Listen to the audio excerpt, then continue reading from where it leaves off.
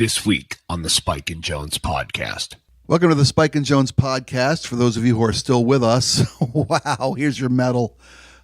We have so much to say to each other and no way to say it in a straight line, so bear with us. Ladies and gentlemen, this is Spike and Jones.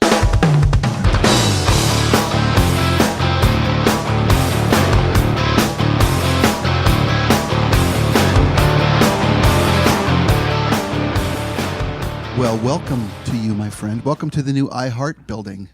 Yeah, this is welcome to corporate radio, American style. This is nice. In this room, we have a soft, warm couch that has been loved on. I think that couch had a lot of soft warm in its day. Wet and warm. We are doing this broadcast from an office that was occupied by. Hold on a second. Wow. Oh, it might have been. Some of us are recording.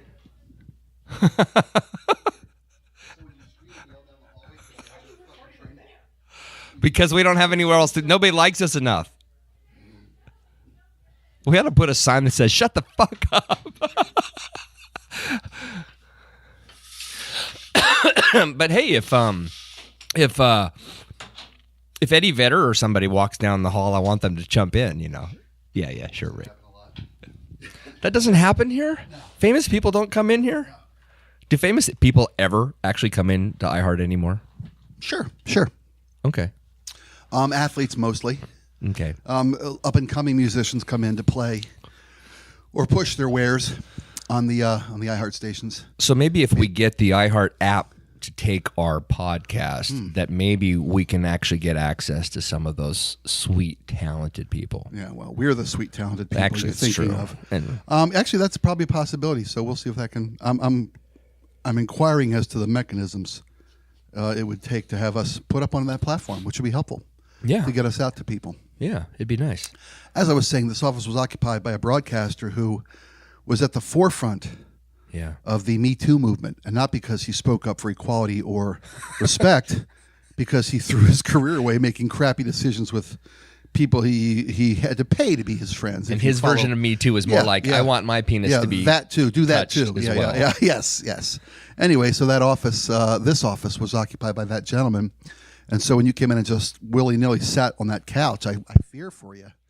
I fear for your future, and I fear for your family. I'm glad you've already got enough children to make you happy in your old age, because you may not have any more after sitting on that couch. So do I need to steam clean my back? At least. And if you could put some vinegar in the solution with which you steam clean, that would probably help, because vinegar is the magic elixir.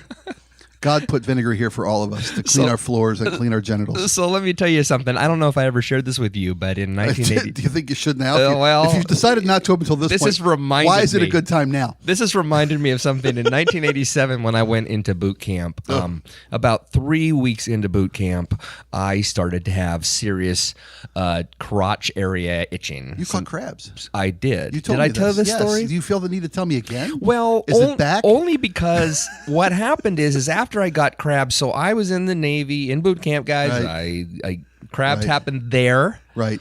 I didn't bring that, with me from Portland, Oregon. It was established in northern Illinois, and the home of crabs, where everybody goes for crabs. Yeah. When you think crabs, you think northern Illinois. Absolutely, bluefin, you name it. Sure. And the point being is that after it was discovered that I had these and they gave me the appropriate medication, you were discharged. Kind of a pussy discharge. Well, I woke up with I received a pussy discharge from the Navy.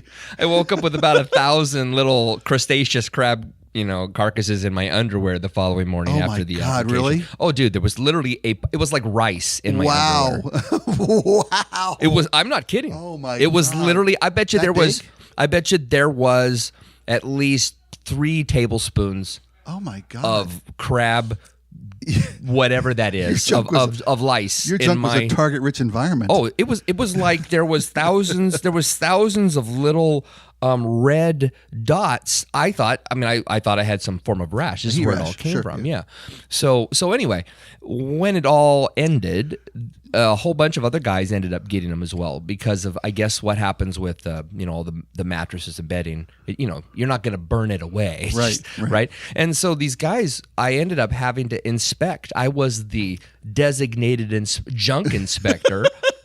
And every night before we all took showers, I had all these guys coming by me who had questions. I was like, "Oh, you've got crabs," and I was like, literally like 2 inches away from every shape and size. And that was your choice. You made no, that choice? they made me do this. They, the superior officers, not just your bunk mates. No. Hey, do a buddy a favor and check out my junk. No, the commanding, whatever. He said, you know what this looks like. The company commanders. Jones? That's what it was. The company commanders said you have expertise in this area. You are a resident expert on crabs. Yeah. Wow. Yeah. And yet you stayed in the Navy. Yes, I did. But they made me do that. So you've got a case today. We're not going to name the name of the person that. No. See, I didn't know this person did this. Really? No, I didn't. And I used to listen to him on the radio all the time. I had no idea that this occurred. None. You knew. I just wondered why he went away one day. Oh, you didn't know about the case? I didn't know. Seriously? I didn't know. So you don't read the papers? Well, no. Well, there was a very public case. Really? Yeah, very public case. A sting operation involving escorts. Yeah. Are you serious? Yes. A sting operation involving escorts in this office. No. In the city of Swellview, since I won't name it. Sure. But there was a Rhymes very with Delview. It does. Go to Hellview, some people call it. Anyway, there was a very public case in the papers, in which literally hundreds and hundreds of professional men were paying for affection and friendship. What? Yes. And the police department ran a sting operation with undercover officers. And this particular broadcaster was one of the only ones, if not the only one, named in this paper report. Because he had a public face. Because he had a public face, and they could hang a shame face on this story. Wow. And get people to immediately relate to it and engage with it. Wow. And he was run out of town on a rail. What? Career's over. Over. See, I thought he made a career out of being a community guy, a charity guy, parent coach kind of guy. And when you've got that kind of reputation and you torpedo it with a back page girl, you got nothing. Yeah, here's the thing. It's one thing if you're Howard Stern's persona, if you're the bad boy in town, if you're the dirtbag in town, the rock and roll guy in town. It's not fair, though. It's not fair. I get it. But if your currency is credibility and community standing, if that's where you've made your bed in the broadcast industry, and there are variations on a broadcast persona, right? If this guy is the family guy, charity guy, community guy, and you make those kind of social, personal choices, and it backfires and blows up in your face, that's, Yeah, I guess it's a lot like Jimmy Swaggart or something like that. Professing to be something. If you're the Jesus guy, if you're the religious stalwart in your community, and you're the guy touching little guys, Oh my God. Did I clean that up well enough? Yeah. Well, so now, wait a minute. So you just said little guys. I meant children. Boys. No, I get it. But what I'm saying in regards to the gentleman we're referring to in this room. No. Was okay. It was as I described it. Traditional woohoo. Page girl. Back page girls. Yeah. Paying for companionship. Because I would get the little boy thing. Because that's a whole nother animal. Go to prison. Just if there's enough left of you to send to prison, by all means, send your shit to prison. Wow. You touch my kid, there's not going to be enough left to find a fingerprint. No, I get it. Let alone send you to prison. Right. What was it? Who is it just went to prison recently? Oh, the guy from the gymnastics doctor. Oh, yeah. Oh, I love the dad. So, Your Honor, could I have just 5 minutes with him? Yeah. Could I have 1 minute with him? No, I can't do that. Okay, let me just lunge at him from here. Then you'll have to let me have take my lump of flesh. Yeah, There'll be a dance card aplenty for that guy when he gets to the joint. Yeah. People who prey on children, they are special attention given those guys in prison. Yeah. Well, rightfully so. That's typically why they're sent to those facilities where there are only those people, or put in isolation in most cases and that kind of thing. Because I know a guy who I was very, very, very close with, and I'm certainly not going to name names, that ended up making a bad choice with somebody in his family, and then of course got caught and Actually, I know two people that did this, and both are in prison for a long time. What's interesting is the one that was local is in prison for, I believe, 8 years, and I think he just cleared his halfway. But that's here in Washington State. The other person was in South Carolina. Mm-hmm. They're doing 22 years. Yeah. Because there's a lot more Jesus down there. Yeah. You know, and if that's what you want to live, then go there and live there. I mean, I get it. I get it. You know, regionality. I get it. Different priorities, so different standards. So we withstood the holidays. You've been here for 2 months. We haven't seen each other really. It's been 2 months because we met right up before Christmas. Right. So what's the transition like to iHeart? Seamless as far as my, I would hope, seamless as far as our audience is concerned.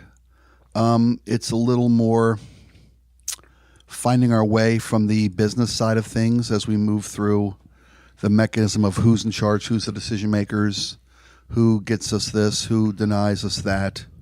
You know, those kind of things we're finding our way through all that as we move forward. But as far as sharing our daily lives with the audience and hopefully bringing something a little more pleasure, bringing a little more joy in their lives on a daily basis, that really hasn't changed. Okay. You know, it's a lot of new people, but most of the people that are here I knew either from my previous time here or they came with us from the CBS building, and a lot of people came from CBS. Yeah. We have literally, they picked up, we talked about this prior to the holidays, when the merger and the spinoff and all that crap happened to our careers and our livelihoods, the family that I worked with at CBS, we were actually an attractive property. A couple of our stations, and they brought us over here, and literally this was already a very strong group of radio stations, right? And we made it better, and they all treat us that way. That's great, and they respect the fact that we open up a whole new avenue of listeners to them. We bring a whole new plethora of relationships with various advertisers and services and products that they weren't open to, and we brought those with them too. So we're filling up their needs on multiple levels. That's so it's great. been good. Yeah, no, it sounds like it. I was wondering if you're going to be treated like, you know, the bastard stepchild, or if this is more of an adopted thing. But you clearly fit in. You bring a new I could audience, see, right?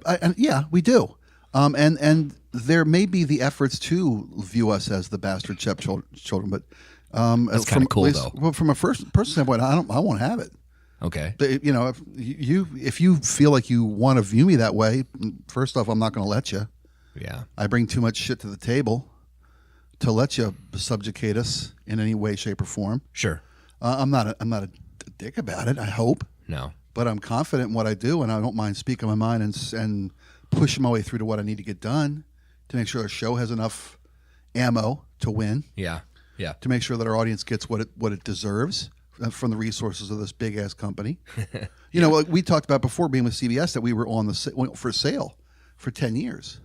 So there was no fresh horses or ammo coming from corporate. Yeah, that's true. Yeah. You know, and now that's not the case.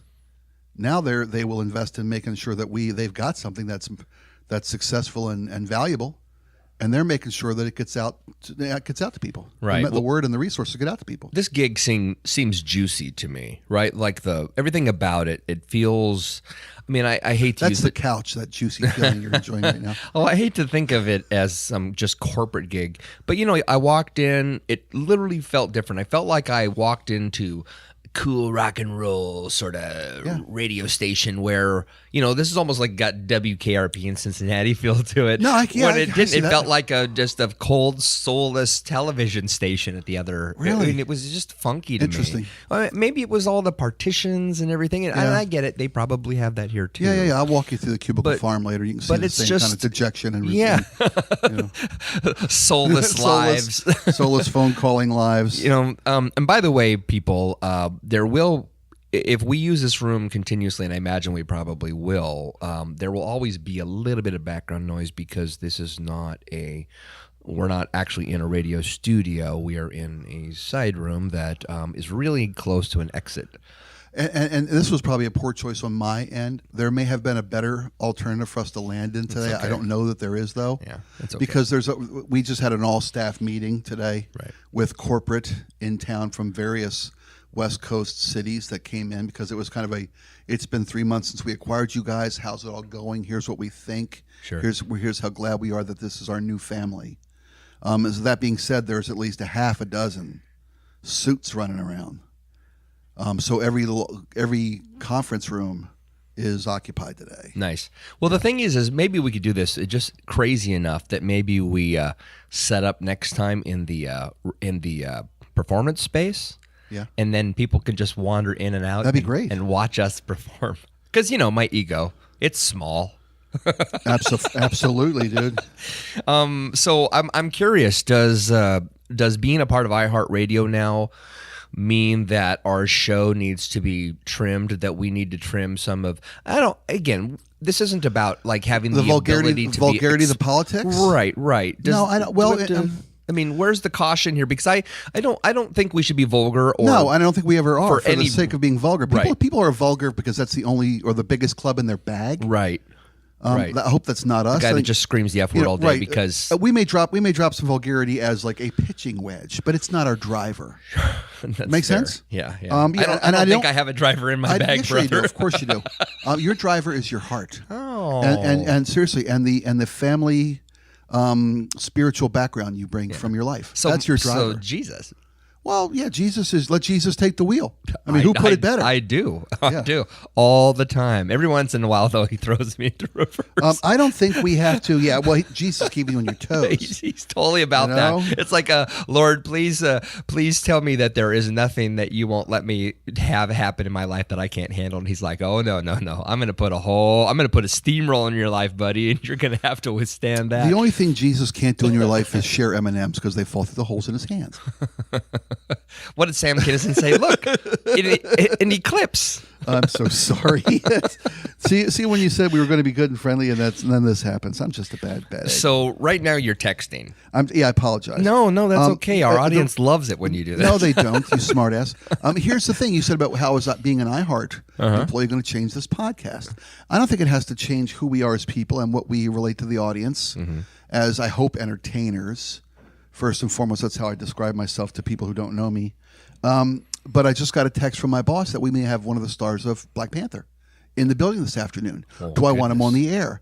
And I texted my boss, no, why would I want a star from the biggest movie maybe ever? Yeah. Why would I want to talk to him? Yeah. If he's in town, by the way, not in town. If he's in the building right now and he's got 5 minutes. Oh, I know. I hear you. Send him to this frickin' room, Yeah, and I told my boss, of course we will. I'll ask if it's okay for white people to go see it yet. Yeah. Do I have to wait a month? I make sure that every African American's seen it first, and then the white people will go. Yeah. No, it's a joke, and I'm just kidding. But this is an amazing movie. Black Panther, directed by Tyler Perry. I haven't seen it. No, it's not.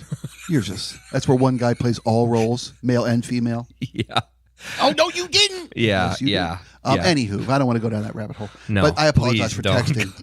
My boss asked me if I wanted one of the stars of one of the biggest movies in America, and that's one of the things that happens around here.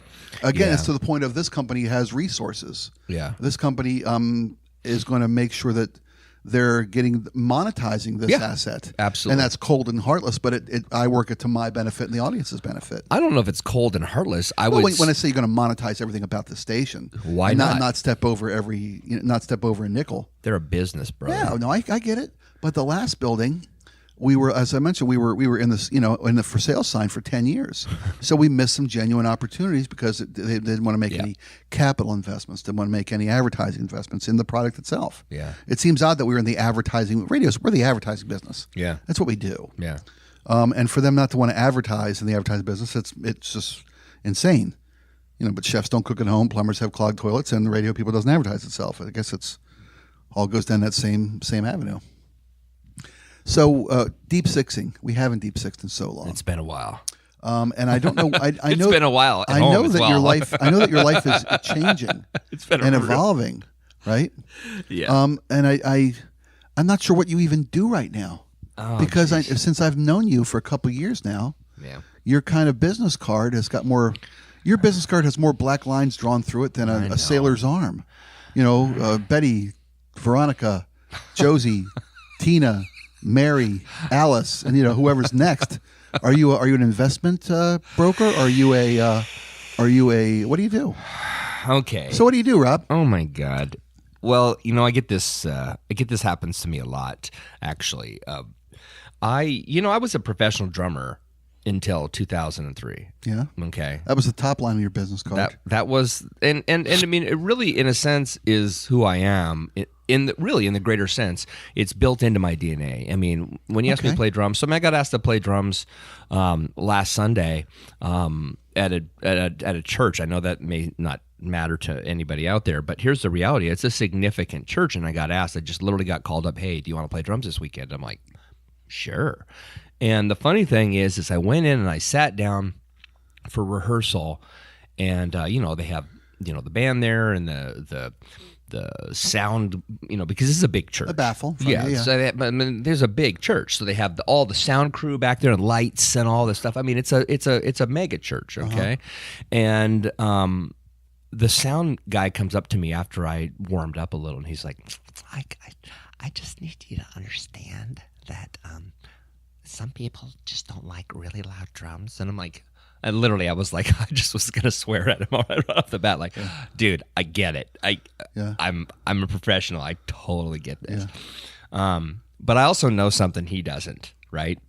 And that is when you fill that room, even the best sound men in the world, forget that. When you fill the room, obviously the dynamics of the room changes. 1000%. But in addition, if you're a musical drummer, and not a lot of them are, but if you're a musical drummer, you can play stupidly loud or stupidly soft, and nobody notices it. All they notice is something's right. The dynamics are here. Everything about this is dramatic. It changes everything. And I'm telling you, come Sunday morning, we played 2 because there's 2, it's a big church, so they do 2 services. And I played pretty freaking loud.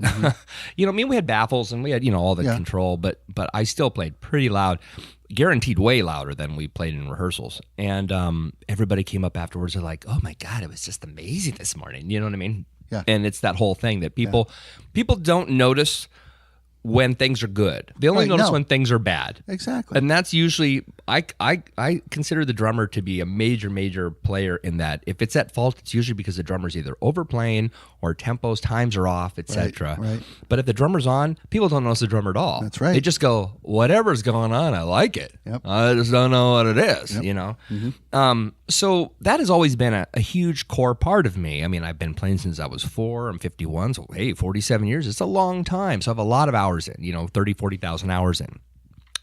And Jeff Jager, the kicker, the former Pro Bowl player for the Raiders, yeah, he's a good friend of mine, and he and I were having lunch.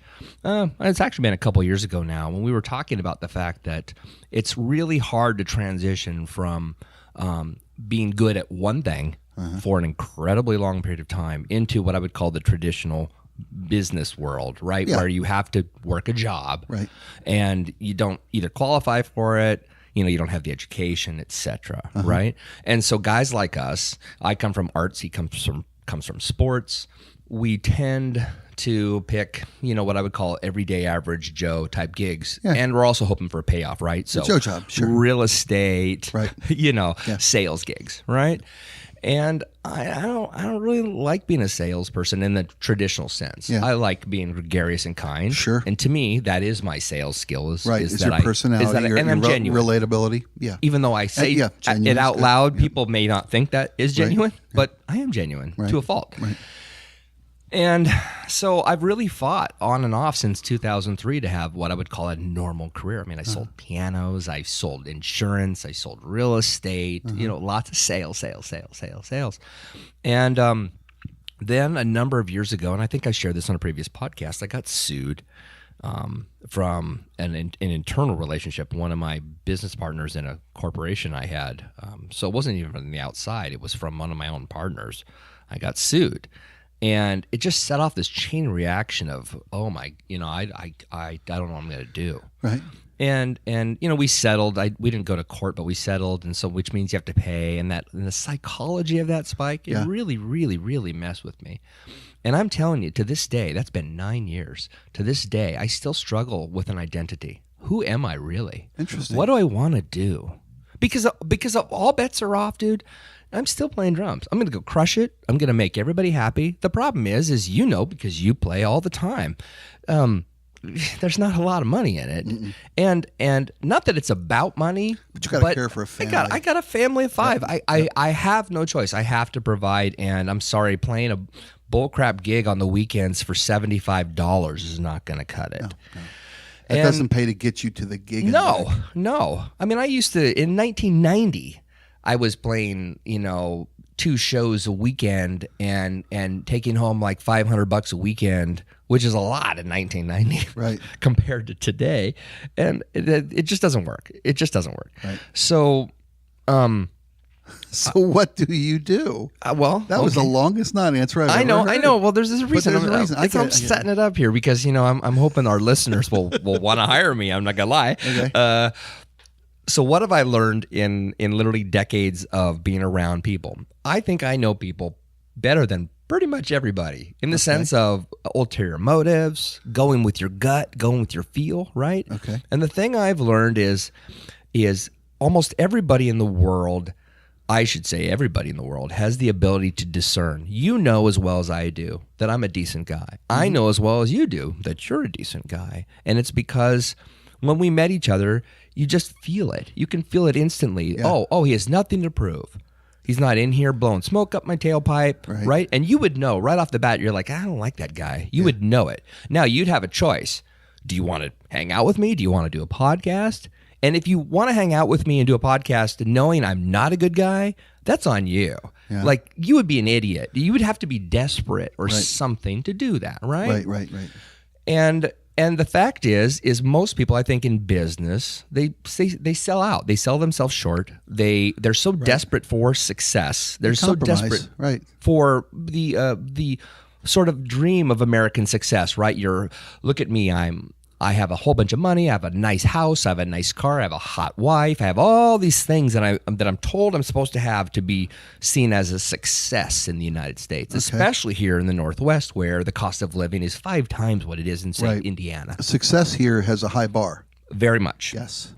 And guys like me rarely fit into that because I didn't complete college. I don't have a traditional trajectory, and it's certainly not technically based. It's it's all about people and feel. Right. My heart, right? You hit it right out of the park. You're absolutely right. My skill is my heart. Yeah.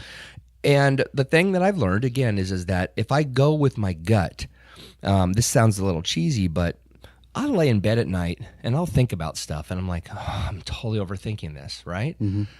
And it occurred to me that people do this. All people do this. They overthink everything. But you can't overlove something. You can't. You can't overlove. Not true love. Not love in the sense of I genuinely care about you. That's an A and B call. Absolutely. Right. Right. It is. It's all or not. Yeah. Absolutely. I'm with you. And so here's the thing. What if you love people in an extraordinary way that you are literally all in with them, like you would be in a marriage? You choose people specifically. You use your instinct and your gut to say, that person fits. That person is aligned with me. I choose to be around that person. Then choose to go all in. So again, I know this is a long answer, but here's the point. I decided, I've been aligned with a gentleman in the finance space for actually a number of years. And recently I've been working on rolling out a new company. Mm-hmm. That's actually still in process. But even more so, what we're going to do is we're going to add value. So think about this. If you were looking to take your retirement plan, your 401k, and your life insurance and everything, and find a better company because you're unhappy with the results over here. There's 10 freaking million guys that do it. Sure. And there's really nobody that sets themselves apart, right? One guy might have a 10 basis points less fees or something, but the point is you're going to have to pick somebody, and they're all the same. And not a knock on that, but I don't care if you're the boutique shop or you're Edward Jones, you're kind of all the same. Mm-hmm. What makes you different? And granted, I don't want to give too much away because I'm building something right now that's pretty sweet. But what we are going to do is we are going to offer a really unique opportunity for people that want to invest their money in what I would call a traditional investment house. And at the same time, they will get personal business and personal life development, coaching, opportunity, insight, all for free, simply for working with our company. Now, people are paying $4,000 to $5,000 a month to be leadership coached by some of the best guys out there. Mm-hmm. And this may or may not necessarily fit the profile of those guys, okay? Right. However, most people, I shouldn't say most, everybody deserves love. They do. Even the worst people in the world. The worst people in the world, the reason they're the worst people in the world is because they don't get love. They didn't get love. And something broke them and tore them up. Right. So what if we offered an opportunity for people to help them reestablish or establish their financial future, and at the same time offered to help them rebuild their lives or to help them embellish their lives, put themselves in an extraordinary place so that then they can speak into the lives of others? What if you love people right where they're at, absolutely elevate them, encourage them, give them the ability to see that there is joy, because there is, and change the whole freaking game, bro. People pay for that left and right. Right. They want to be better. People want to be better. I don't think most people want to sit on their hands and go, this sucks. I think people want to be better. Sure. So I'm talking about helping the little guy, the 22-year-old that's fresh out of school, doesn't have a clue what to do, the 55-year-old guy that thinks he'll never retire. All those people deserve love. Fine. Let us help you put a plan in. I don't care if you have $5. I'll help you start. But what do you get? You also get this. You get the guy who will speak into your life. You can call me. Literally all that stuff all comes with it. So we're trying to figure out how that really works. Okay. So in the interim, I've built up a coaching plan that I offer some local business people. So I have a flat fee I charge every month, and they have access to, obviously, my teaching, connecting. I help people on a lot of different levels and bring them business opportunities. And depending on how I help them, they pay me based on that. So some people hire me strictly on an hourly basis, meaning they hire me as a sort of a business coach. Right. And other people pay me a portion of the profits they receive from the business referrals I give them. So that's what I'm doing to, quote unquote, make ends meet. So but it's a coaching, process. Consultancy. Correct. I'm really a business and not leadership, excuse me. I'm really a business and, I'm a business coach for lack of a better way to put it. But really what I'm doing is I'm helping people in transition. What I've noticed is, of the clients I have, only one isn't. The rest of them are all wanting to step out of the role they currently are in, working in I have a gentleman that works for a large firm downtown Bellevue, and he doesn't want to do it. And he makes like $300 a year. And he's just completely dissatisfied. Right. And he wants to start his own company. So I'm helping him transition out of that. And to be very honest with you, I don't think he'll hear this podcast, which is probably good. I'm not going to name him, but I've known him for 3 years and I really like him. I think he's one of my favorite people in the whole world. The but is he's a know-it-all. He's a total know-it-all. And if you're listening, dude, you're a total know-it-all. I've also told him on the phone, so it's okay. But he's a know-it-all. And he's his own worst enemy. Yeah. You know what I mean? Because he's a know-it-all. Well, you can't teach an all anything. No. And so I've really been clobbering him. Yeah. I've been beating him up pretty hard when we talk. And I'm happy to say that things are starting to flip over for him. Good. And it's because I think know-it-alls, part of it is he's had a lot of success. I get that. But when you've never had a failure, and I'm like, dude, go start your own company. I hope you fail miserably, because you have to wake up to that. What are you going to do when the crap just hits the fan in every way and you're completely financially exposed? You have no skill set to deal with exactly. Yeah. Yep. You just need somebody who's there with you, walking you through it. So that's what I'm doing. So if anybody wants to talk to me, I would love to help them out. But it's still a means to an end, Spike. Truthfully, it is. It's a means to an end. What's the end game? Well, my answer is I don't know. Okay. I think that's the problem with. Seriously, here's the problem with me. I meet so many people who say all the time, "Oh, you've got it made, dude. You've been successful. You've done really cool things. You've made a lot of money in your life. You've tested all the you've done just a billion things. Look at you now. You've got a show with Spike. You got this other cool podcast you do. You're in a finance firm. You're probably that's the thing. You're probably making millions of dollars, and they're wrong because I'm not." This weird assumption that, for example, you and I get it. I am very blessed to be in your life, and I believe you're blessed to be in mine. I believe that we're blessed together. I believe that we do a good thing together. But there's the outsider. I know you know this because you've been in this business for a long time. The outsider sees you just like they see a famous musician. They're like, "Holy crap, that's Spike O'Neill." That's what happens to your audience. Mm-hmm. Other people know, of course, but other people don't know who Eddie Vedder is, and they would never know, right? But the people that do go, "Holy crap, there's Eddie Vedder," right? And so that happens. So what happens as a byproduct of me being in your life is they don't know what I look like, but if they find out I do this with you, they're like, "Oh, all of a sudden I'm famous." It's the weirdest thing. They're like, "What do you do?" "Oh, I do this podcast with Spike O'Neill." "Holy shit, really?" You know what I mean? And then all of a sudden they're like, "Hey, can I get you a drink?" I'm like, "Oh, sure. Should I wear leather?" You know what I mean? It's just a really strange thing. I mean, it actually happened with Craig Gass recently. Yeah. Did you hear about this? No. So I was freaked out. So let's just be quiet and let them talk. I hope it's something. Same kid, same fucking. I hope it's somebody idiot. really Same personal. Kid. Same kid I yelled at 25 minutes ago. Yeah, it's okay. Well, I mean, to their credit, this isn't a studio. It's not, but I mean, should we put a sign out there that says "Shut up"? Recording in progress. Should I tie it to a rock and throw it at his head? So something that happened a couple weeks ago. Excuse me. Is I got a text from Craig.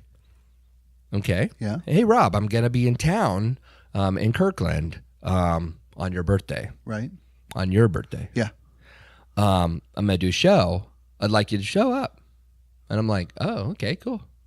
So I go to the show thinking I'm gonna see you because it's your birthday. Right.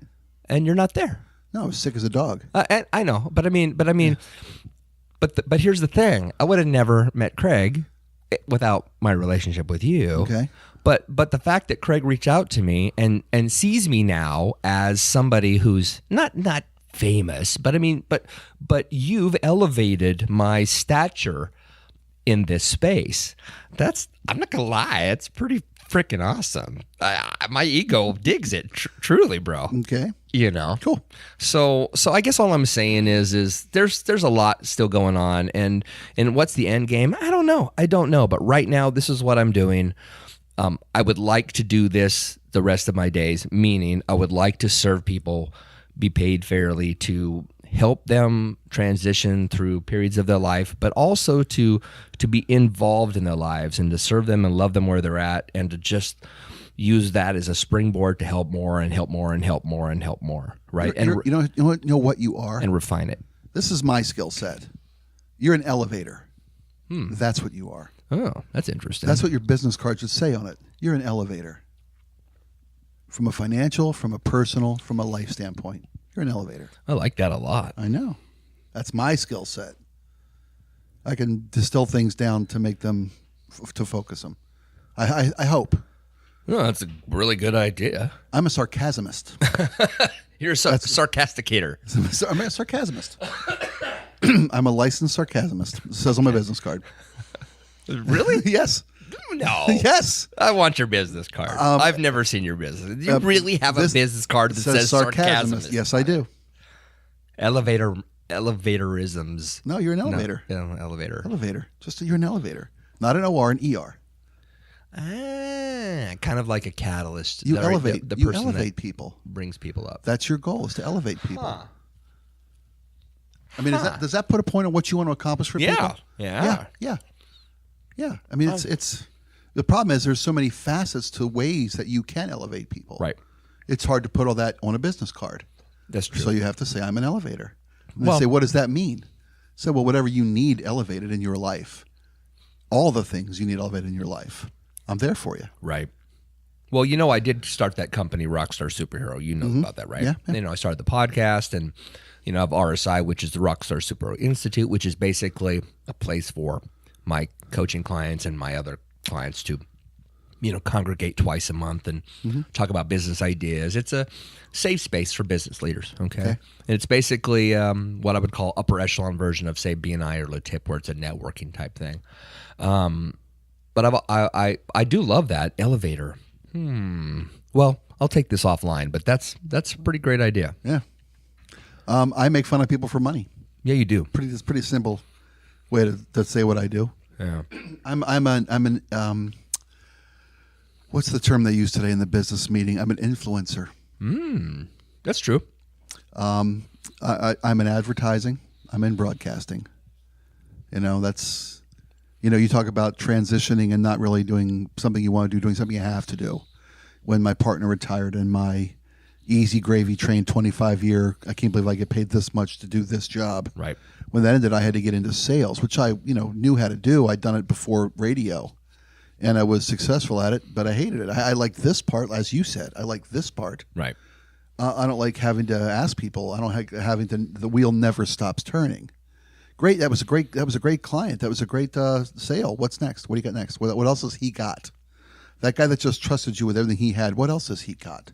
Right. At that point, I feel like I'm working for fucking Lestrade. I'm not even the head vampire. Lestat, whatever. Lestrade. That's the guitar playing vampire at Lestrade. So, anywho, awesome. But now I get to go back to do this, and who knows how long this will last? I don't know. So I had to actually stop this and edit that out. So if it felt abrupt, my apologies. But Spike and I ended up talking about a few things that just weren't really right for public consumption. Right. Some information about my livelihood that may not be suitable for public consumption yet, and I don't want to make a mistake in that arena. Yeah. Can I ask you? You're a coach. Yeah. For financial, for personal, for families. When you said you're a coach, my first thought is, oh yeah, what sport? How old are the kids?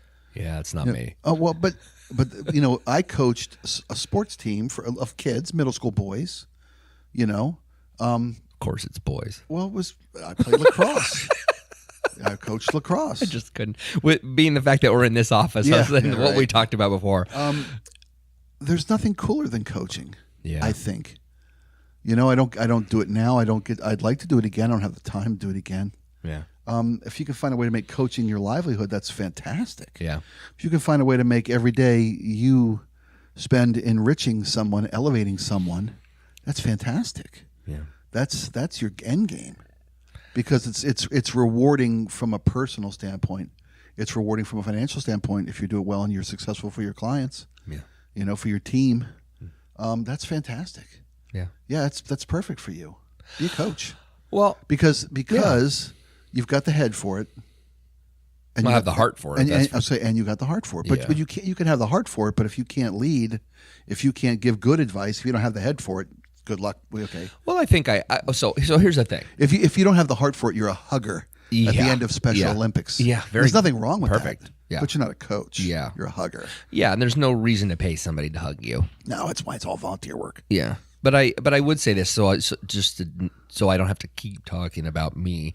But I do look, I love people, and I do have the experience and the wherewithal to take you, for example, and say, here's some suggestions that I think I could give you that would bring value to you. Well, right? That's an asset. And that's a huge thing, and I get that. Yeah. The funny thing is that internally, I know where I've been, what I've done, where I've been successful, where I've failed. And I'm not exposing myself here, but what I will say is that with all the acumen I do have, the one thing I've never really felt competent and maybe confident with is the ability to create a business plan, what I would call traditional business trajectory thinking, right? The guy that says, well, systematically, I know I have to create a plan that does this, that equals that. So, it's that whole X gets to Y gets to Z. Something you can put on a spreadsheet and pencil out. I am so not that guy. Okay. And I have to. So I do my conversations with clients and friends are really more about feel. Yeah. which means I'm suitable for a niche. Right. But let me ask you this. You said you're partnering with someone to make this company a reality. Correct. Is that person the pencil guy? Yes, thank goodness. That's the thing. Yeah. But one thing I learned working with Bob for 25 years. That you're lazy? Well, no, I knew that before I got there, but thank you. One thing, give me some credit. He's super lazy? No, that... Well, my point is relevant to your... I'm hilarious. You are hilarious. My point is relevant to your statement, is you let people do what they love and what they're good at. Yes. You find someone to do the things they're not good at. Someone who loves and enjoys and is good at those things. If you make someone do something that they don't want to do and don't enjoy doing, first off, you're not going to get the best effort from them. You're going to waste their resources and assets by diverting them to something they're not good at. You let people do what they love to do, and if they can't do something you need done, you find somebody who loves to do that. And you build a team that complements each other. Yep. So that every aspect of the job is being done by somebody who cares and loves and is passionate about that aspect of it. You build your team that way. Yep. You're not going to make a guy who doesn't want to do paperwork. Find somebody who's good at fucking paperwork and let them do that. Well, Richard Branson. Let the guy who's a field guy, that's you. Yeah. Let you do what you do best. Yeah. Have somebody that's not really doesn't have a gut, but understands the pencil, understands the A to B, the mechanism of it, and do that. Yeah. Yeah, that's... Yeah. I mean, I do think, I know I just referenced, and I'm sorry for interrupting you when I was, Richard Branson. He's a perfect example of somebody that I would love to be like or love to influence at that level. And I'm not talking about like I need to be a billionaire. That's not what I mean. Okay. But what I love about him is he has big ideas, and instead of just having ideas, as my business partner says, Rob, these are great ideas, and if we could actually facilitate them, we'd actually be wealthy, right? But it's just lots of ideas, right? But that's the whole thing is as finding the people, or at least having the courage to say, I don't know what the heck I'm doing, so I've got to find people that can bring these ideas to life. That's the key, right? And then so if I were coaching you, and granted, this is not, I'm not even going down that road today, but what I mean is it would be my goal then to pull that out of Spike. What is it that Spike is weak at, and then who can I introduce to him that sees Spike's value, and then Spike sees that person's value, that we put them together, and that we remove enough ego where the person goes, okay, I get it. I'm awesome at this, but I'm awful at this, and I'm willing to partner with that guy, and together we're going to have more success than we would ever have solely. Right. That's exactly what that's what I am. I am a team builder of all the things I am. So really, the elevator thing works. Thank you. You're my gift. Oh, this is over. We're done. Nah, my gift to you, buddy. You know what? I hope I can look at people and see their value and their joy. Yeah. I hope. Maybe I'm just full of shit. It's a very likely possibility. But I tend to judge people, and that's not a healthy thing to do. But I can't help it. I assess and I judge, and I'm not the kind of person who assesses and judges and wants to change somebody to improve. I mean, I'm not a coach in that regard. I don't want to improve them.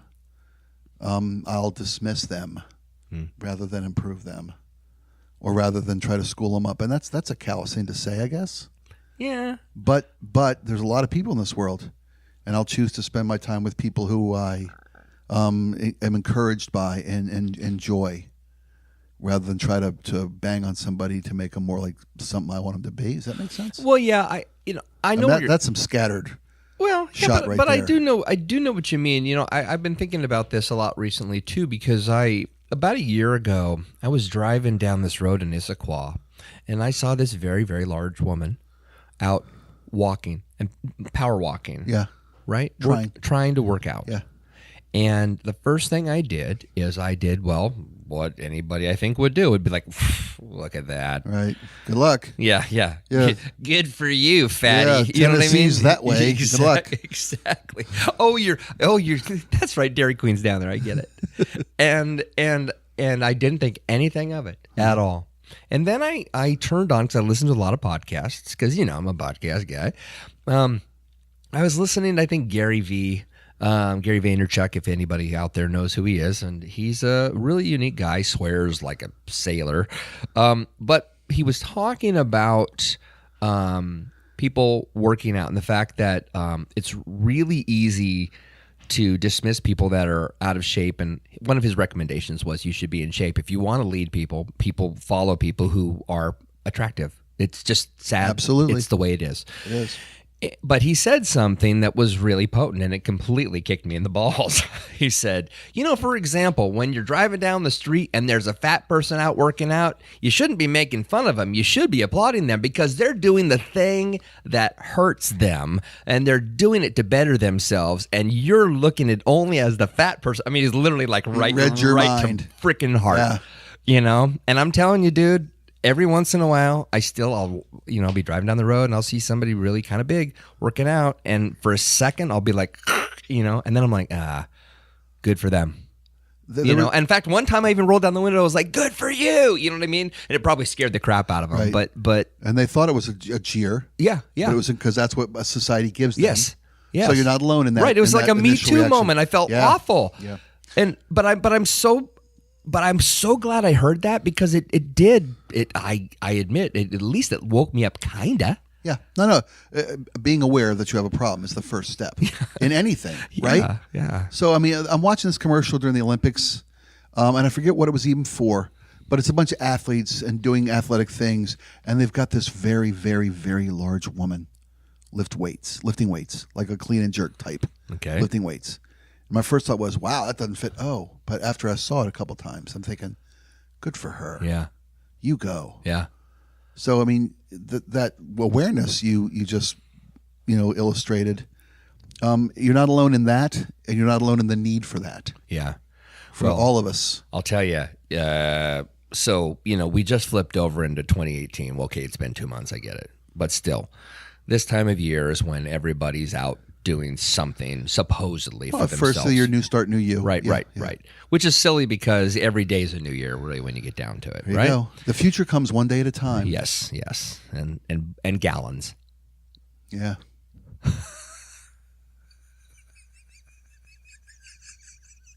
I'm sorry. It's just disgusting. So, anyway, I decided December, say 23rd, when I had been given a clean bill of health about 2 weeks. Uh-huh. And by the way, my doctor said, do not do anything physical. I mean, at least in the sense of a traditional workout until April at the earliest. I really want your lungs to get back to health. Mm-hmm. And I was like, man, it's been a couple weeks. I'm not coughing any green stuff up anymore. I'm going to go work out. Screw these guys. What do guys who went to medical school know? Exactly. You're so I found out about this company that does CrossFit. Mm-hmm. I'm like, I've never done CrossFit. I always kind of knocked it because it's a rage thing. It's the current fad. It is. It's today's. And it is. Yeah. It is. There's Wouldn't a whole bunch Jesus be the perfect spokesman for CrossFit, by the way? Oh my gosh. Come and get holy. Holy crap, what a workout. CrossFit Jesus. Oh my God, that's great. Come hang with me.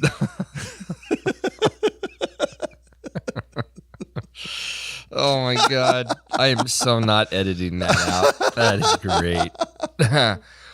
So I decided to do this, and when I spoke to the gentleman, on the phone, he said, well, he asked me a little bit because they're literally not, they don't want everybody. They want people who will stick to it. Right. They don't want memberships who don't come back in March. Absolutely. No, there are other companies who do that. Right. And so they're like, we want people who love the Bootcamp. And I'm like, let me tell you about Bootcamp. You know what I mean? And he's like, oh, you'd be great. So I signed up for this thing, and I show up, and if anybody's ever done CrossFit, you know what I did, but for those who haven't, it's a lot harder than you think it would be. Sure. And they purposely gas you as fast as possible. They put me on a rowing machine. Right. And so I have no juice left, and now I have to, by the way, run blah blah blah blah blah, and I have to do all these push-ups and sit-ups and medicine ball stuff, and I'm like, and I'm just dying. I want to puke. Hit that dot 10 feet up in the air with a medicine ball 20 times, and then jump up one of the blocks from a squatting position. Right. And this is after you've completely gassed yourself on 300 yards of rowing. I've been down the circuit a few times.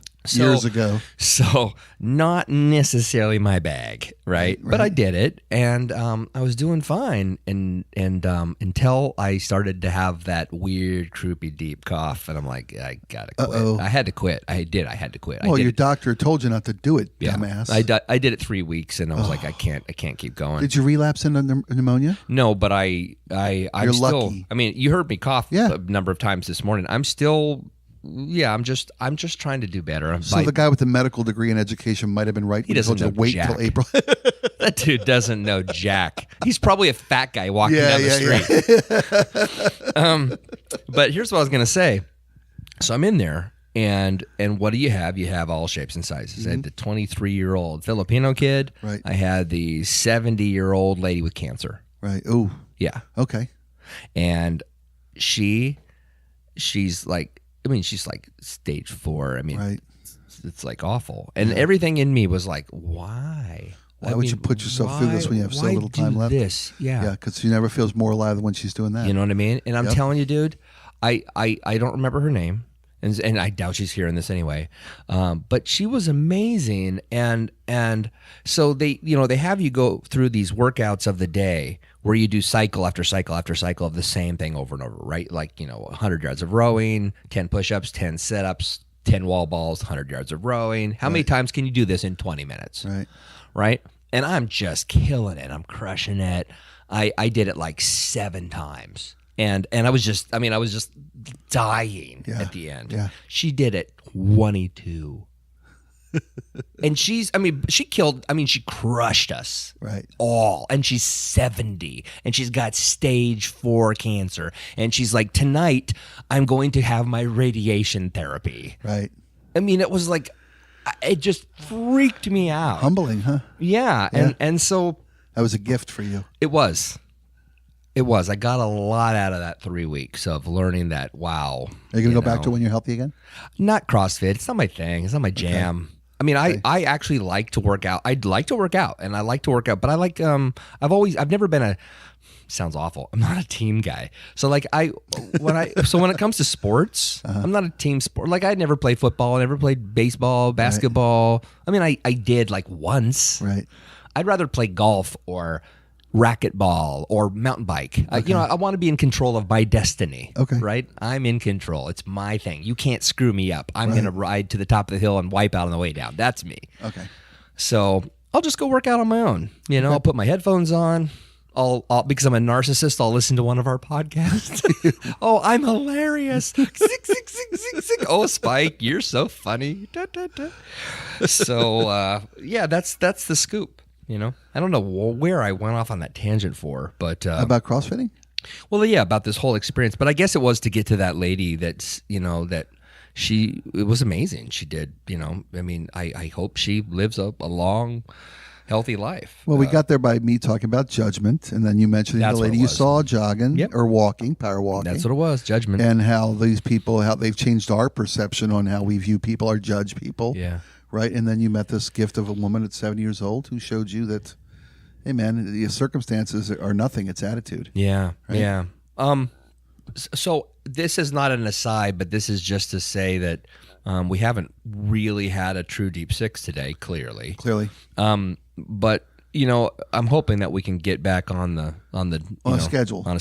Some kind of normalcy. Yeah. Yeah, and it would be nice to, find a better room than this to work in that isn't a drive-by. I mean, I would rather do it in that public space because then it's people. Public. Hey, what are you doing? Hey, no, exactly. We're doing a podcast. Who are you? What are you doing? Yeah. Sit down for a minute. Sit and be an audience. Yeah, Tell us how much we suck. Right. But I did want to talk about one thing is Netflix. So Netflix, for those who haven't seen it yet, Punisher is mind-blowing. Is it a movie or a series? The series. Okay. So I am, so to give you some perspective, my favorite television shows of all time are Twin Peaks, The Shield, The Wire. I love gritty, weird, intense stuff. I'm not going to lie. I like that. Twin Peaks is just weird. I get it. Right. But especially The Shield is one of the most brutally honest, intense television shows ever. And don't discount TV as being a place where amazing things don't reside, because if anything, the writer strikes years ago have proven that all the badass writers went to television. And Netflix has a lot of cash. And so even though it's TV, it's not TV. It's they're making long form movies. Right. Long form storytelling. Absolutely. So here's the thing. Punisher's never really been done right. And admittedly, it's not probably the greatest comic book in the world for that matter. And I think even that turns off a lot of people to think that it's something it's not.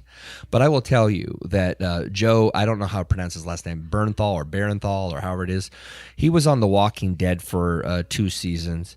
And he was Shane. He played the antagonist until he met his demise. He tried to steal Rick's family. Yeah. Got what he deserved. Yeah. And then Carl capped his zombie ass. Dad. Spoiler alert. Yeah. That was 9 years ago, guys. Shame on you. Shane on you. Yeah, well played. So, but he's the Punisher? He's the Punisher. Okay. So here's the thing. I hadn't seen him since that. And I liked him on this show, but I never thought much of. I mean, The Walking Dead to me it is what it is. It's kind of it's okay. It's not it's not amazing to me. Punisher's a whole nother level. So here's the thing. The show is incredibly well written.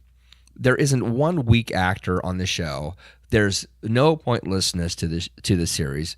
And it's not what I would call a revenge drama. It's literally just this journey through, granted, very dark spaces where the government absolutely despises you and wants to destroy you. But how one man, granted ultimately with the help of others, finds a way to make things right. And I will tell you that my wife is squeamish, doesn't like dark. I mean, she'll watch Bambi and Forrest Gump all day. That's my wife. Mm-hmm. She just likes soft and safe and simple stuff, which is great. I got her to sit down on that first episode, and there was just enough just there. Okay, this is an interesting character. Let's try another one. I wasn't sold on the first episode, not gonna lie. It felt really kind of honestly boilerplate.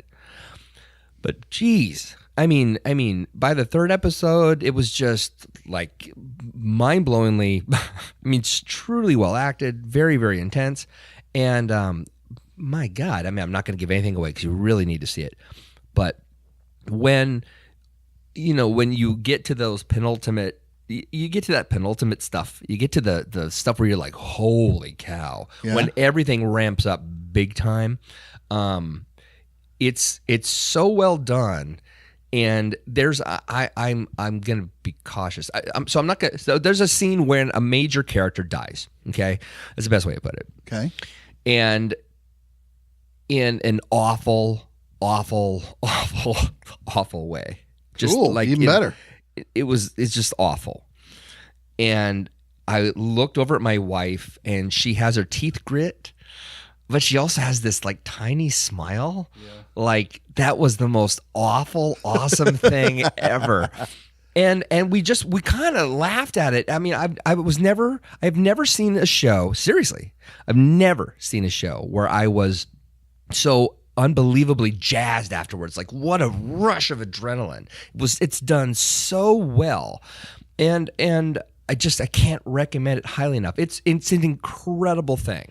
So anybody who has Netflix, if you gave up on it, go back to it. If you haven't seen it yet, please watch it.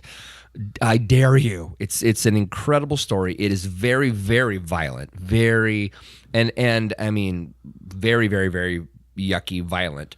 But I have a friend who's a Krav Maga instructor, and he told me once about knife violence and that fighters choose knives over guns every time. Really? Because a gun can obviously get you from far away. Right. But if you get in close, a knife won't miss.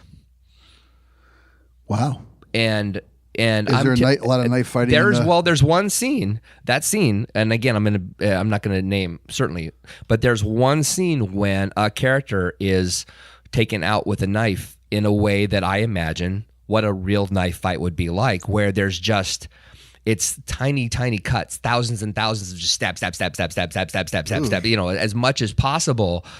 because when you're cut all over the place, you bleed out, right? Sure. It's you've neutralized your enemy. So yucky, yes. You'll be fine. You should watch it. It's phenomenal. So there's a show, and I'm trying to remember the name that I saw advertised on Netflix that I can't wait to watch. Altered Carbon. Yes. That's funny. Yes. That's my first guess. Yes. Yeah, I want to see it. That's my next thing. We're going to start it tonight. It's like Blade Runner. Yeah. Right? From the previews I've seen, right? Hypersexual, hyper-violent, which I don't know if that's going to be a good thing or not, but where you can re-sleeve your body, your soul, you can pull from one body to another. Altered Carbon? Altered Carbon. Okay.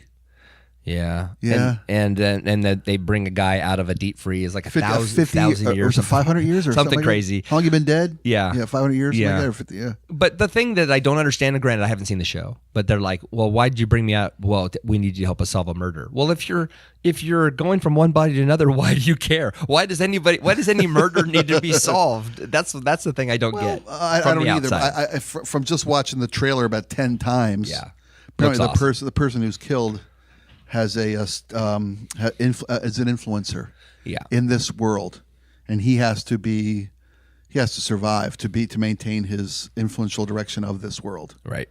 I think that may be the reason you need to solve his murder before it happens. Yeah. Yeah. So it does look fascinating to me. My wife and I are always looking for new things to invest our entertainment Please time watch in. The Punisher. I will. I mean, she'll love it. That's right down her alley. It's so good. Yeah. You're gonna call me up like at 2 a.m. and be like, dude, it's 8 straight episodes. I can't sleep. I hate your guts. So good. It's so good. We will not want to stop watching it. And the greatest part about The Punisher is it's unfair. And what I mean by that is there is no predictable outcome. Really? Like good guys die, bad guys. Well, that's great, right? Bad guys, everybody. It's one of those everybody dies type of show. You know what I mean? And not everybody dies, right? Clearly, but it's just one of those shows where nobody's safe, and that is exactly what reality is. The best guys in the world can get taken out like that. That's what went wrong with Walking Dead. Yes. Right. Some people were just safe. Yeah. Because they're popular. Right. When they would kill characters. somebody, it'd be like a major event. Yeah. In the zombie world, somebody died, and it's a major event. Yeah. Really? Huh? Yeah. When you think about it, like the little girl if the baby girl grows up, well, eventually she's either going to get eaten or eat somebody. Right. Yay. There's hope. Not much. So anyway, that's what I suggest, but I do that's my next plan is Altered Carbon. All right. Yeah. So any final thoughts? I know you got to get to going, and we just got to cut this now. So we've rambled enough, and it's a good chance to catch up. So I hope so. And I miss you. I miss you too. I've missed this. I hope people have missed us. Oh, and I shaved my thingy off. Yeah, my goatee. Your goatee. My goatee. People are like, your thingy. Shave my thingy. Yeah. That'd help get rid of the scarcus. Yeah. I'm glad to be back with you. Same. And I want to make sure we do this often. Yeah, we'll do it a lot more again, and it's nice. It's. I appreciate your patience during our transitional time. Yeah. And the fact that we had to kind of settle in a little bit and get a system going here.